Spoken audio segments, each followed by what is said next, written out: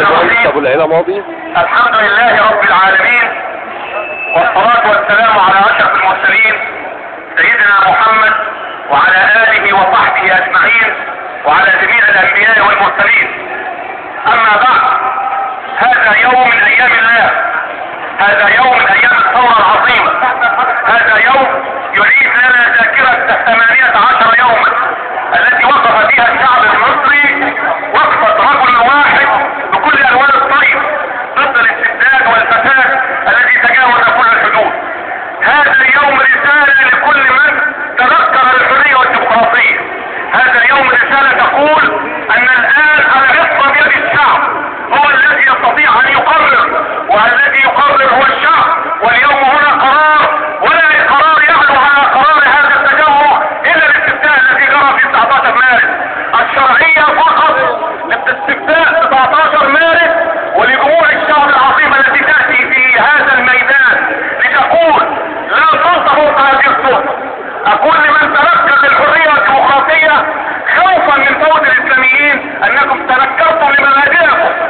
هذا الشعب يختار من يشاء ولا بد ان تحترم ارادته.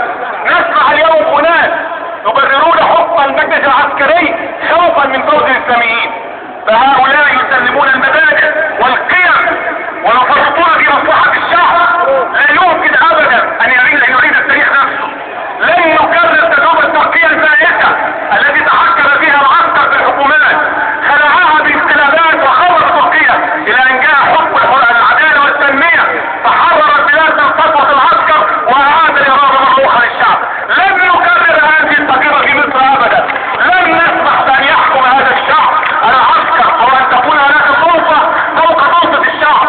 سلطة الشعب تحدد من طريقين: الاستفتاء والانتخابات. على كل من في هذا الوطن ان يحترم هذه الاراده، على كل من فرط في الايام القليله الماضيه ودعا الى وثيقه تحارب الاراده الشعبيه. نحن كنا مع مبادئ عادله تنظم العلاقه بين المجتمع وتطمئن الجميع، لكن مبادئ تفرط في ارض الشعب وتسلمها وتجعل القوات المسلحه مسيطره على السياسه وتحدد الحكومات وتتدخل في صياغه الدستور وقبل ان يطلق تلغي مواده او تلغي اللجنه او انها لا تخضع رقابه البرلمان في ميزانيتها او انها تؤخذ موافقتها على التشريعات.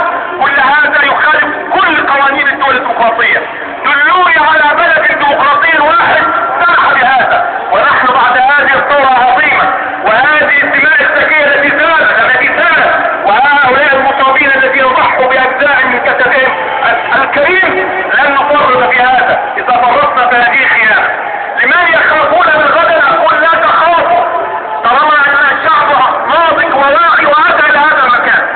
لن يستطيع احد ان يوقف نتائج الانتخابات، لن يستطيع احد ان يعطل اجراء الانتخابات، لن يستطيع احد ان يوقف رد الشعب، لن يستطيع احد ان يفرض دستور يرفضه الشعب او يصدر اعلان يخالف رد الشعب. لن نسمح جميعا بهذا مهما اختلفنا فيما بيننا، لن نسمح بهذا. وهذه هي الرسالة. يا من تتابعوننا الآن انتبهوا، الشعب يقف. يا من تنظرون إلينا الآن احترموا هذه الإرادة، انظروا إلى هذا التجمع العظيم الذي يذكرنا بالأيام 18. لن نعود إلى الوراء، وستكون مصر بإذن الله حرة وديمقراطية محترمة لهويتها وحضارتها، للعدل، للمساواة، للمواطنة، مدنية لا هي ديمقراطية ولا هي عسكرية، وبإذن الله ستنتصر رد الشعب. والسلام عليكم ورحمة الله وبركاته. عليكم السلام. اشكركم.